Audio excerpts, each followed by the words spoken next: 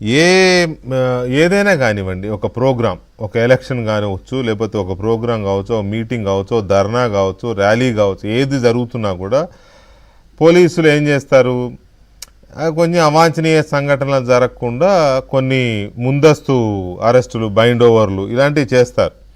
సరే, జగన్మోహన్ రెడ్డి గారి గవర్నమెంట్లోనైతే విజయవాడలో ర్యాలీ ఉందంటే టీచర్లను కూడా లేని కేసులు చూపించి ఏం చేశారో మనందరం గుర్తుంది. సడన్గా వచ్చేసింది టీచర్ల మీద కేసులు.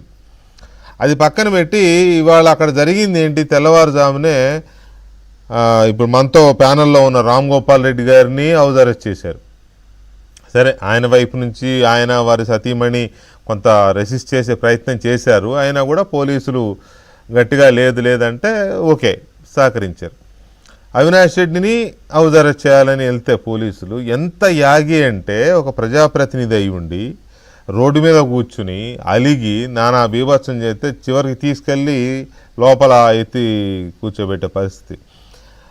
అది మంచి పద్ధతేనా? ఒక ఎంపీ అయి ఉండి పోలీసులు హౌస్ అరెస్ట్ ఏం చేద్దామని బయటికి వెళ్ళి, పోలీసు హౌస్ అరెస్ట్ చేయకపోతే బయటికి వెళ్ళి ఏదో చేద్దామనే కదా, అది మిస్ అయిపోతున్నాననే ఉక్రోషమా, బాధ, లేకపోతే కోపమా, ఏంటది?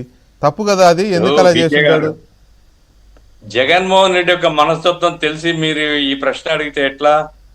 జగన్మోహన్ రెడ్డి అవినాష్ రెడ్డిని అసలు బతకనియాడు. ఏమి ప్రొటెస్ట్ చేయకపోతే, నువ్వు ఏదో గొడవ చేయకపోతే నువ్వు ఎందుకున్నావు? నీకోసం నేను ఇంత కష్టపడినాను, నీకోసం ఇంత చేస్తాను నేను, మరి ప్రొటెస్ట్ చేయాలి కదా. ఒక ఎంపీగా ఉండి నువ్వు ఏం చేస్తున్నావు అనేది వస్తుంది కదా. కాబట్టి ఆయనకు ఇష్టం ఉందా లేదా మనకు తెలియదు, కానీ తప్పనిసరిగా చేయక తప్పదు. ఇప్పుడు వైసీపీ యొక్క ఆ కండిషన్ అట్టుంది. ఏమైనప్పటికీ ఒకటేమంటే, ఓటు వేసుకోవడం నిజంగా అతను ఓటర్ అయి ఉంటే, అతను అర్బన్ ఏరియాలో ఉంటాడు, అర్బన్ ఏరియాకి సంబంధం చెప్పిట్టేసి ఓటర్ అయి ఉంటే ఎవరికి కానీ, రామ్ గోపాల్ రెడ్డికి కానీ, లేకపోతే సతీష్ రెడ్డికి కానీ, లేకుంటే అవినాష్ రెడ్డి కానీ ఓటర్ అయి ఉంటే ఓటర్కు హక్కు ఉంది. ప్రజాస్వామ్యంలో ఓటు వేయించడం వరకు చేయించాలా. బయట అల్లర్లు జరుగుతాయనేది తెలిసినప్పుడు ఉభయ పార్టీల్ని కూడా ఆ రకంగా అదుపు చేయడం కొన్ని సందర్భాలు, అందులో ఫ్యాక్షన్ ఏరియాలో ఆ మేరకు జాగ్రత్తలు తీసుకోవడం అనేది తప్పదు. అది నేను వినింది ఏమంటే, పోలీసులు కూడా దాదాపు 800 మందో ఎంతోమంది ఉన్నారు అని. ఆ రకంగా భారీ పోలీసు బందోబస్తు ఉంది. సరే, కొన్ని గ్రామాల్లో మరి సోషల్ మీడియాలో చూశాను సార్ నేను, how far it is true అనేది నాకేమి వేరే సోర్స్ లేదు. పోలీసులు కాళ్ళు మొక్కుతున్నారు, ఓట్లు పోతాం మమ్మల్ని అనుమతించండి అనేసి. అది కూడా అంటే నేను చెప్పేది ఏమిటంటే, ప్రజాస్వామ్యంలో ఫ్రీ అండ్ ఫెయిర్ ఎలక్షన్స్ అనేటువంటిది జరపడం లక్ష్యంగా అందరూ పనిచేయాలి. ఫ్రీ అండ్ ఫెయిర్ ఎలక్షన్స్లో ఎవరు గెలిచినా we have to accept the people's verdict. ఇప్పుడు ఇక్కడ ఏంటంటే, ఇది ఎందుకు 6 నెలలకే కదా సార్, ఇది 6 నెలల తర్వాత మళ్ళీ ఎట్లా లోకల్ బాడీ ఎలక్షన్ జరపాలి కదా. 6 నెలల 8 నెలల మ్యాక్సిమం 1 ఇయర్.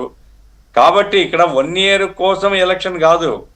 ఒక రకంగా ఏంటంటే, పులివెందులలో వైనాడ్ కుప్పం అనేది వచ్చింది కదా, అక్కడ వైనాడ్ పులివెందుల అనేటువంటి ఏదో ప్రయత్నంలో వీళ్ళు ఉన్నట్టున్నారు. ప్రజాస్వామ్యంలో ఉండొచ్చు, ఎవరైనా ప్రయత్నాలు చేసుకోవచ్చు.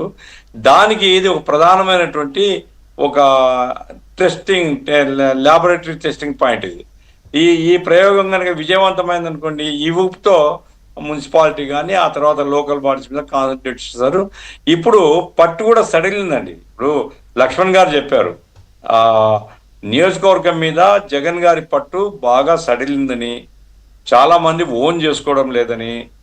ఈ తర్వాత వాళ్ళ గొడవలు అందరికి తెలుసు కదా. ఇప్పుడు వాళ్ళు ఒక వంశము, వీళ్ళొక వంశం. అంటే వంశం అంటే స్త్రీల వైపు అంటే ఆడవాళ్ళ తరఫు నుంచి ఒక వారసత్వం, దాయాదుల మధ్య సయోధ్య లేదు. ఎప్పుడు వివేకానంద రెడ్డి